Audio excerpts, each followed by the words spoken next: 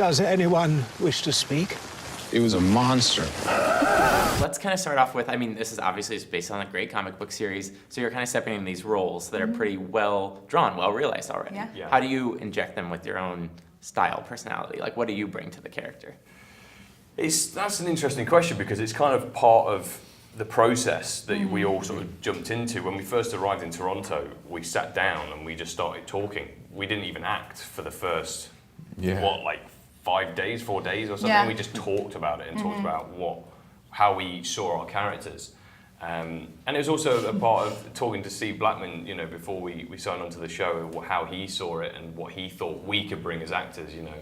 And it was just a collaboration thing. And fortunately, I think for all of us that signed on, we all saw the same kind of vision as Steve and what we could all bring.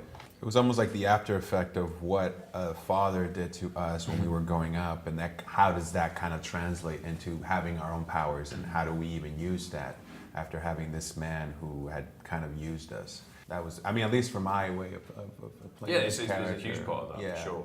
Yeah. To ground it, you know. So there was some like family bonding time prior to shooting then? Oh, You guys yeah, getting we to had know each other? like 2 weeks of prep and rehearsals and flushing out of plot lines and just cast dinners just to like, you know, because we're all like 6 strangers are showing up in Toronto and have to pretend like we've been living together and have known each other for 30 years. It was so valuable that time. Yeah. We're all so grateful that we got that because, you know, so many projects you just turn up and you go, you know, and you're supposed to have these relationships with people. And it was so valuable to have that time to just get to know each other. And we got to know each other pretty quickly as well. Yeah. That was the thing. It was so intense. Yeah.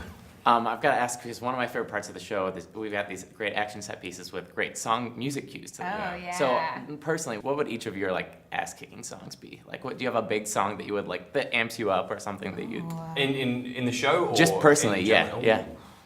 You love a rock. You love a rock. I love a rock tune. Yeah. I'd say anything Rihanna. I can usually find a good kick beat to that, you know. Yeah. Mine was actually one of mine that I have. Spice Girls. Spice Girls. Because I used to be a My Chemical Romance fan. Like I used to love their music, and I started listening again to a lot of their songs.